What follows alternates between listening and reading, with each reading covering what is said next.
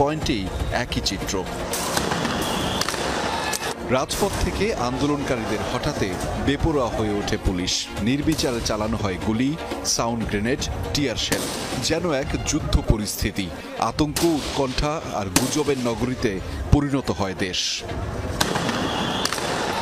গুলশান 1-এ ইটপাটকেল নিক্ষেপের পর দুটি বেসরকারি ভবনে ভাঙচুর করা হয়। মহাখালীতে রেল ও সড়ক অবরোধ করে দুটি গাড়িতে আগুন দেয় আন্দোলনকারীরা। এছাড়া নিউ মার্কেটে পুলিশ ফাঁড়ি পুড়িয়ে দেয়া হয়। এদিন সবচেয়ে রক্তক্ষয়ী সংঘর্ষ হয় যাত্রাবাড়ি এলাকায়। দিনভর ধাওয়া পাল্টা ধাওয়া আর পুলিশ বিজিবির অ্যাকশনে প্রকম্পিত হয় গোটা এলাকা। হতাহতের ঘটনাও ঘটে।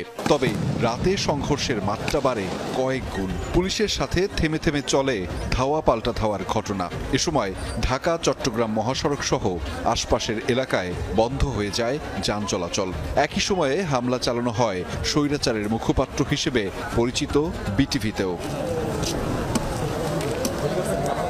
মালিবাগ রেলগেট এলাকা থেকে রামপুরার বিটিভি ভবন পর্যন্ত কয়েক কিলোমিটার সড়কের পুরোটা জুড়ে অবস্থান নেয় বিক্ষুব্ধ জনতা। চলমান আন্দোলনে আইনশৃঙ্খলা বাহিনীর গুলিতে শিক্ষার্থী ও সাধারণ মানুষের মৃত্যুতে ক্ষুব্ধ তারা।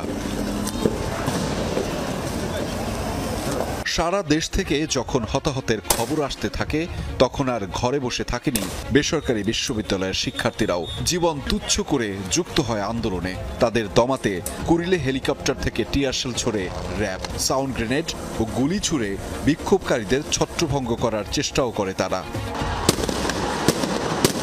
ঢাকার আরেক প্রান্ত উত্তর এলাকায় এদিন ব্যাপক সহিংসতা হয়, যাতে হতাহতের সংখ্যাও নেহায়েত কম নয়। রাজধানীর মোহাম্মদপুরেও পুলিশের সাথে একটি পক্ষের সংঘর্ষের ঘটনা ঘটে দিনব্যাপী। সকাল থেকেই একের পর এক